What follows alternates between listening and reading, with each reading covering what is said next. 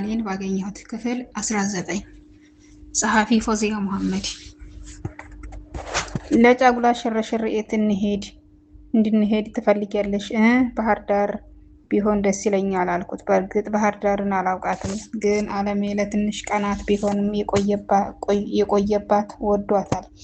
ለዛም ነው የሚወዱትን ቦታ ከሚወዱት ሰው ጋር ሲሄዱ ደስታን ይፈጥራል ብዬ አስቤ ነው ባህር ዳር እኔ መረጥኩት።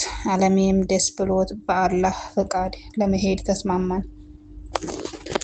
ከሰዓት በኋላ ክላስ ስለነበረኝ ለመሄድ ስዘጋጅ ስልክ ተደወለ። ከዚህ በፊት ቁጥሩን አላውቀውም። ማን ነው? ለእኔ አስፈላጊ የምላቸው ሰዎች ቁጥር አለኝ። አዲስ ቁጥሮች በተደጋጋሚ ካልተደወሉ ቶሎ ማንሳት አልለመድኩም።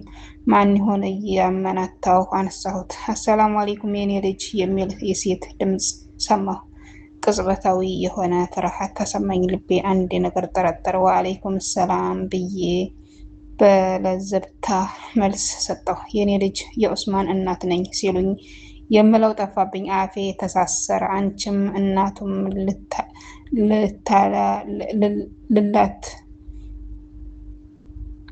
አንቺም ልላት ቃጣኝ። ማዘር እንዴት ነዎት? ይቅርታ ቁጥሩ ስላላወቅኩት ነው አልኩኝ በፍርሃት የተንተባተብኩ። ፍርሃቴን ከድምፄ ተረድተው መሰለኝ። አንቺ የጥሩ ሰው ልጅ፣ እሰይ አበጀሽ ልጄ። ከጥሩ ሰዎች ጋር ተቆራኝቼ ልጄ አንቺንም ደግሞ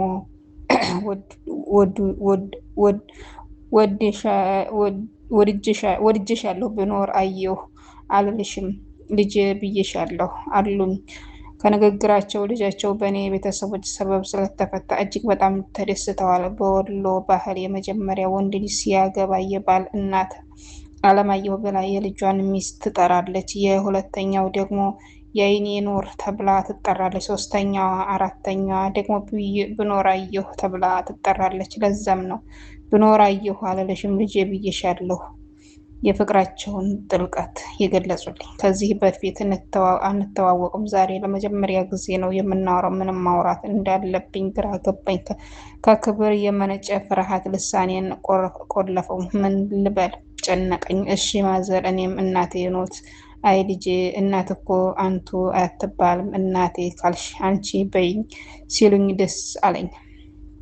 እሺ አንቺ እላለሁኝ አልኩና ከዚህ በኋላ የማወራው ጠፋኝ። በይ ልጄ እንግዲህ ተዋወቅን አይደል?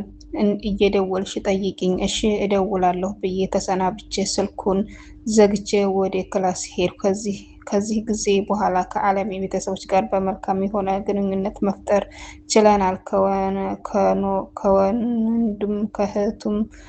ከወንድሙም ከእህቱም ጋር ተግባባን። በተለይ ከሲሃም ጋር ገና በአካል ሳንተዋወቅ መነፋፈቅ ጀምረናል። ሲሁ አልካን የጤና ሳይንስ ኮሌጅ የሁለተኛ ዓመት የጤና መኮንን ተማሪ ነች።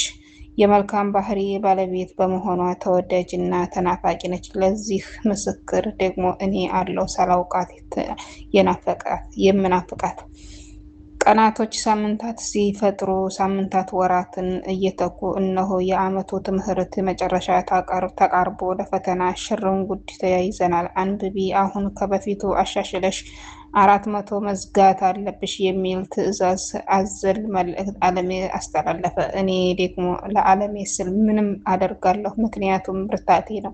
አሁን የአለሜን ፍላጎት ለማሟላት ቆርጬ ተነስቻለሁ። ያለኝን አቅም ሁሉ አሟጥጬ እጠቀማለሁ። ጥናቱን ለጉድ ተያያዝኩት። ፈተና ጨረስን። ወደ ሀገራችን ለመመለስ የዩኒቨርሲቲው ንብረት የሆነው አስረክበን ከሊራንስ የምናዞርበት የ2 ቀናት ብቻ ቀርተውናል። ኦፍ አልሐምዱሊላህ። ከ10 ወራት በኋላ ወደ ቤተሰቦቼ ልመለስ ነው። ግን ወደ ቤተሰቦቼ ጋር በተመለስ በማግስቱ ሲሃም ለትውውቅም ለአቀባበል የሚሆን የምሳ ግብዣ እንደሚኖር ነገረችኝ። መተዋወቃችን ቢያስደስተኝም ቤተሰቦች ናፍቀውኛል። በዚህ ፍጥነት ልተዋቸው አልችልም። ስለዚህ በሁለተኛው ቀን ይሆንልኝ ብዬ እንደምንም ለምኜ አሳመንኳት። ሁሉን ነገር ጨርሼ ለአለሜ የደወልኩለት። በቃ ጨርሻለሁ፣ ማታ ጉዞ እጀምራለሁ፣ ንጋት ላይ አዲስ አበባ እደርሳለሁ። ከዛ ከዛ በቃ በአንድ ቀን ኮምቦልቻ እገባለሁ አልኩት። በፍጹም እንዳትሞክሩ የሌሊት ጉዞ፣ ለዛውም ብቻሽን። ሴት ነሽ እኮ መንገድ ላይ የሆነ ነገር ቢፈጠን ምን ልታደርጊ ነው? ተቆጣ። ይልቅ የምነግርሽ ስሚ፣ ጠዋት ጉዞ ትጀምሪያለሽ። እግረ መንገድሽን ሀያትን ዘይረሻት አርፈሽ ተረጋግተሽ በጧቱ በረራ ወደ ኮምቦልቻ ትመጫለሽ። ግን ቀድመሽ ለሀያት ደውይላት የአየር ትኬት ትግዛልሽ አለኝ። ጥሩ ሀሳብ ነው። በሀሳቡ ተስማማሁ። ጠዋት ሻንጣዬን ይዤ ወደ መናኸሪያ አመራሁ። ብዙም አልተጉላላሁም ለመውጣት። ሁለት ሰው የቀረው ኮስተር መኪና አገኘሁ። መጨረሻ ወንበር ከፍተት አየሁ። ወደዛ ሊሄድ ስል እሙዬ እሱ ጋር ቁጭ በይ ብሎ ከሾፌሩ ኋላ ለብቻ ፈንጠር ወደ ያለች ወንበር ረዳቱ አመለከተኝ።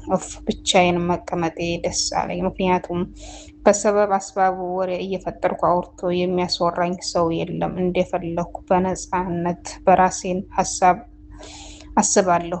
ብዙም ሳይቆይ መኪናው ጉዞ ጀመረ። እኔም የመኪናውን መስኮት ተደግፌ ሀሳቤን ጀመርኩ። ከ9 ወራት ቆይታ በኋላ ዳግም ወደ ቤተሰቦች እየተመለስኩ መሆኑን ሳስብ ልቤ በደስታ ይደልቃል።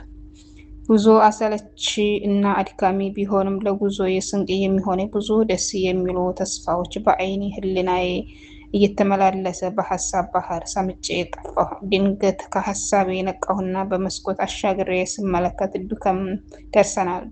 መንገዱን ሳላውቀው እዚህ ደረስን አልኩኝ በሆዴ። መንገድ ላይ ምን አየሽ? ስንት ሀገር አለፍሽ ቢሉኝ ምናልባት ገና ወደ ጊምቢ ስገባ ያየሁትንና የሰማሁትን የሀገር ስም እናገር ይሆናል እንጂ በእረፍት ጉዞዬም ሆነ በአሁኑ ጉዞ ያየሁት ነገር ቢኖር።